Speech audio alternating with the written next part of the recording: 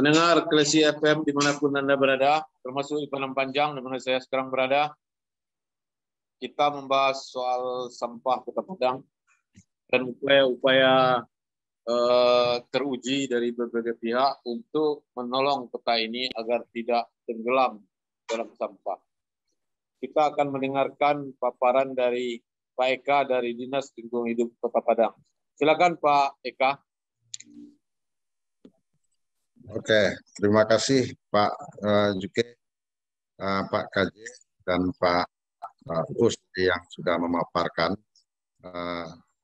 terkait masalah pengelolaan sampah yang dilakukan di Kota Padang. Baik, mungkin kita akan mengulas sedikit dulu Pak KJ. Paradigma sampah yang ada di Kota Padang pada saat ini itu ada paradigma yang lama, yaitu adalah sampahnya ini kan selalu kita buang, itu paradigma lama. Kemudian paradigma baru pada saat sekarang ini, itu adalah sampah yang kita hasilkan, itu dari sumber sampah. Ada paradigma paling tua Pak, dibakar. Itu kan paradigma lama, Pak. Nah, jadi kalau bisa sekarang kan paradigmanya udah bergeser, Pak. Jadi bisa sampah ini menjadi sumber daya atau sumber penghasilan, Pak. Jadi ini yang akan kita lakukan sekarang dalam pengurangan sampah, dalam pengelolaan sampah yang dari Kota Padang, ini salah satunya.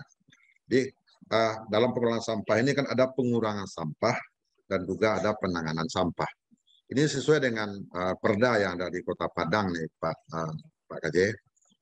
Bahwasannya pengelolaan sampah yang ada di Kota Padang ini kan ada dua dalam penanganan yang ada. Yang pertama adalah dari sumber sampah ke TPS. Kemudian dari TPS adalah ke TPA. Jadi kalau dari sumber sampah itu dikelola sendiri oleh masyarakat. Jadi kita minta di sini kesadaran masyarakat untuk mengelola sampah di lingkungan mereka sendiri. Dan bagi sampah-sampah rumah tangga yang memang mungkin tidak bisa lagi dijadikan sumber daya atau sumber keuangan, itu bisa dibuang ke TPS terdekat sesuai dengan yang telah kita tetapkan. Ada berapa 140-an TPS yang ada di Kota Padang pada saat sekarang ini. Dari TPS ini, itulah fungsinya DLH, mengelola atau mengolah sampah yang dari TPS ke TPA. Jadi paradigma itu yang untuk saat sekarang ini kita akan coba di pemerintahan daerah Kota Padang untuk merubah dari paradigma yang lama menjadi paradigma yang baru. Itu yang kita lakukan, Pak KJ.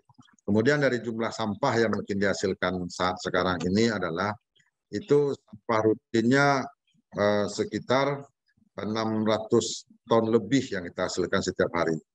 Jadi dari penanganan sampah yang sekarang itu sudah masuk ke TPA ini lebih kurang 500-an ton sampah setiap hari. Artinya paradigma baru yang kami sampaikan tadi, sampah yang lama itu bisa menjadi sumber daya atau bisa jadikan uang kembali, itu masih sekitar 100 ton lebih. Itu yang baru kita hasilkan untuk saat ini, Pak KJ. Sementara mungkin bisa diskusi, sementara demikian dapat kami sampaikan dulu, Pak KJ. Pak, terima kasih. Kalau rumah tangga mengumpulkan sampahnya dengan baik dan memilahnya, dalam sebulan itu berapa bisa jadi duit? Satu rumah tangga, kira-kira. Kalau menurut idealnya nih, Pak KJ, ini adalah kalau sekitar 600 ton. Ini adalah idealnya maksimal ini adalah sekitar satu orang ini bisa harus hemat 0,6 kg. Artinya kalau jumlah penduduk Kota Padang inilah sekitar 900, artinya ada sekitar 900 hampir 900 artinya kalau kali 6 berarti ada sekitar 300 ton seharusnya yang bisa dihemat oleh masyarakat di Kota Padang ini. Itu estimasi baru tuh Pak Kadin. Jadi artinya kalau kita menghasilkan 500, artinya separuh yang harus kita buang ke TPA lagi. 300 itu kalau diolah jadi uang berapa, Pak? Gambaran ini penting bagi warga karena dia akan mengalih-alihkan membuang sampah ke sungai itu menjadikannya uang, itu Pak maksud saya.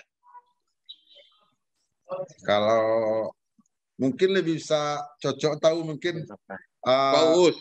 Pak Uut atau Pak Yuke mungkin lebih tahu juga Pak harga yang ada kita hasilkan. Iya. Jadi Nah, kami ini juga nggak penting menghitung gambaran harganya. ini. Mungkin Pak Uus atau Pak Yuke bisa nolong berapa duit dalam satu rumah tangga sebulan bisa mendapat uang dari Saro ini. Ah, pertanyaan bagus nih Pak. Jadi sebetulnya kita kasih gambaran harga aja mungkin Pak ya. Kita kasih Iya. gambaran harga. Itu kalau sampah plastik kita ambil rata aja per kilo itu 3.000 Pak. Sampah plastik. Kita ambil rata nih Pak global 3.000. Jadi kalau rumah tangga itu menghasilkan sampah plastik dalam sebulan itu 10 kilo, berarti kan dia dapat 30.000 itu hanya dari sampah plastik. Belum dari kardus atau botol kaleng minuman Pak. Nah, botol kaleng minuman itu lain lagi harganya. Botol kaleng minuman itu sekitar harga bisa 2.000 3.000. Kardus bisa 2.000-an. Jadi kalau rumah tangganya memang menghasilkan banyak itu banyak juga dia dapatnya Pak. Jadi untuk PDAM bisa itu Pak. Biar PDAM, biar listrik nambahin token bisa lah. Ya itu saya maksud. Jadi ringan beban kepala keluarga gara-gara sampah yang selama ini menyempah, ya kan? Iya, Pak. Baiklah. Jadi gambaran itu pendengar Klesi FM dimanapun Anda berada, sampah-sampah plastik, sampah kertas, karton, dokumen-dokumen yang tidak perlu jika disimpan dengan baik dan dijadikan uang daripada kita berkeringat, lebih baik ini diambil dan rumah tangga kita menjadi bersih. Saya mau ke anggota DPRD kita, Pak ini, mana beliau ya? Lupa nama. Merizon, yang terhormat, sorry. Lupa apa nama tadi. Ela tuo. Silakan Pak Merizon. Pak Merizon ini, Pak Helmi, ya Pak Helmi. Helmi Pak. Morsim ini adalah anggota DPRD Kota Padang, Komisi 3, yang kantor barunya belum siap. Silakan. Assalamualaikum warahmatullahi wabarakatuh. Selamat sore Bang KJ. Iya, sorry. Bung Asep, Bung Juke, Ibu Epi ya, Mbak Epi. Terus Bu Lia. Mbak Lia, terus Eka. Ilham. Ya Eka. Bung KJ, DPRD itu sebagian di pemerintahan, sebagian dia masyarakat. Nah, gitu Bu Lia. Nah, kalau bicara sampah, saya kan langsung dapat telepon untuk jadi sedikit narasumber. Saya semangat loh, Mbak Lia. Oke, Pak. Nah, Bang KJ, anggota DPRD Kota Padang 45 itu ada komisi, Bang.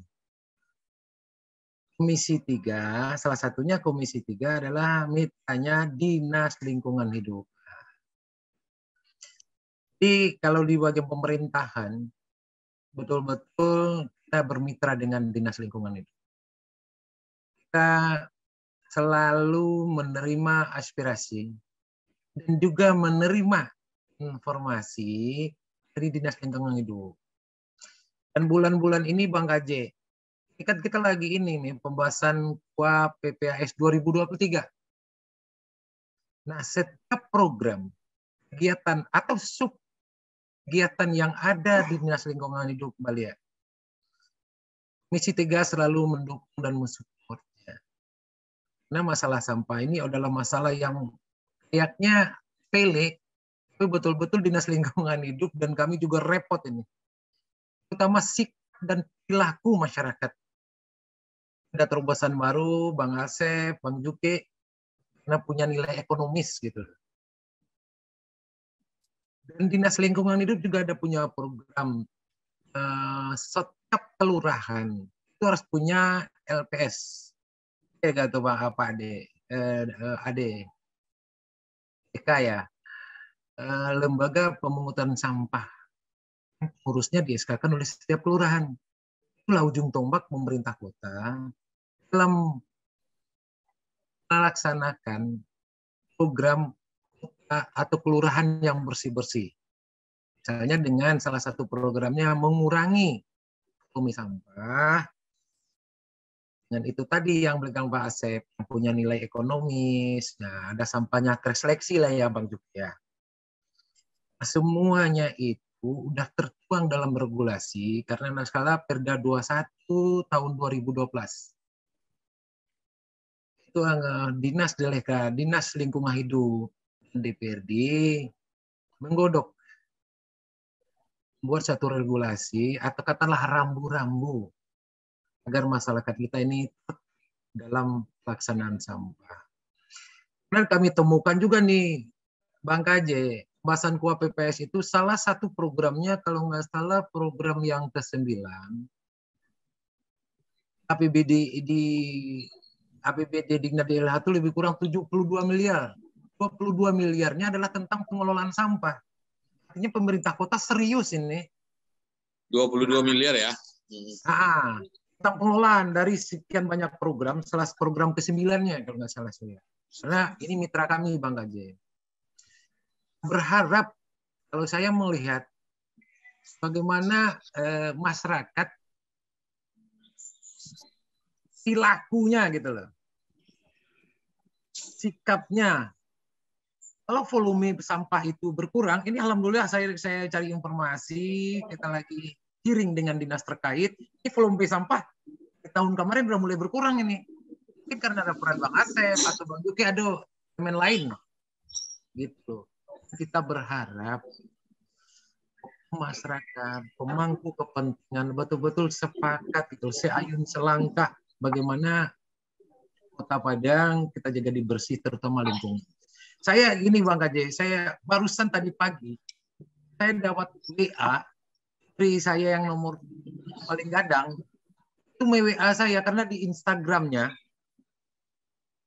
salah di Kota Padang sampah, parkir, parkir, pemalak dan harga minuman di daerah wisata Kota Padang. Itu judul Instagramnya. Kirim ke saya. Karena Nur Putri, ini wakil rakyat, lu kerja lu begini nih.